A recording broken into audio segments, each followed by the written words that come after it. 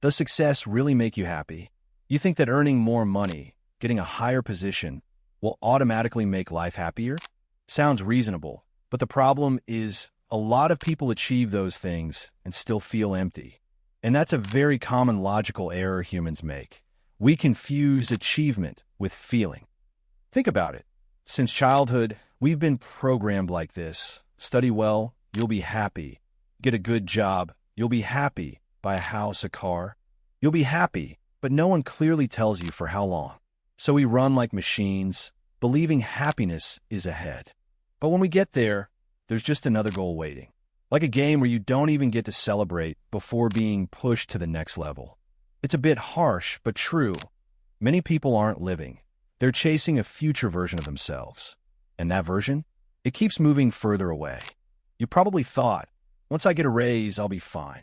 Then you get it, and suddenly it's, maybe I need a house. Then, I need passive income to feel secure. You're not wrong, but you're never satisfied. This is called the arrival fallacy, believing that some future milestone will fix all your emotional problems. But emotions don't work like a checklist. You can't tick success and expect the system to return 100% happiness. Life isn't Excel. Here's the paradox. The more you tie happiness to the future, the more you lose it in the present. Because you're always in a state of not enough. And once not enough becomes a habit, no level of success will ever feel sufficient. Sound familiar? Some of the most admired people from the outside are the ones who struggle the most inside. The issue isn't weakness, it's the wrong formula. People think success, happiness, but often it works the other way. A healthy mental state, better performance, higher chance of success. You're trying to build a house, starting from the roof. Then you ask yourself, why am I trying so hard, but still don't feel happy? The answer is simple, but uncomfortable. You're using the wrong metric.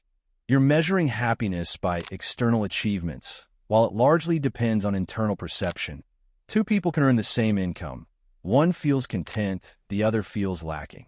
The difference isn't the number, it's their definition of enough.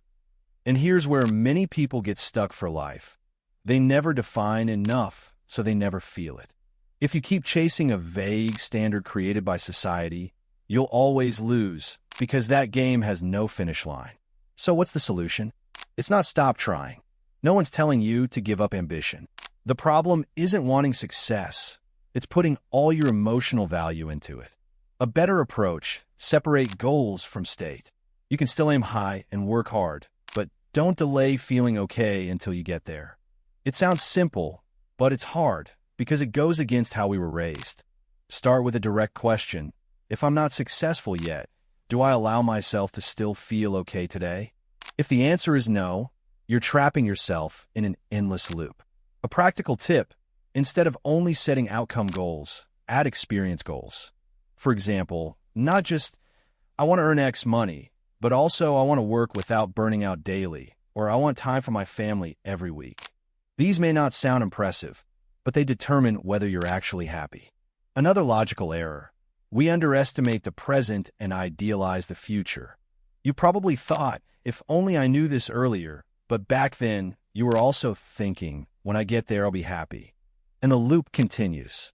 Truth is, if you don't know how to enjoy what you have now, having more won't fix it.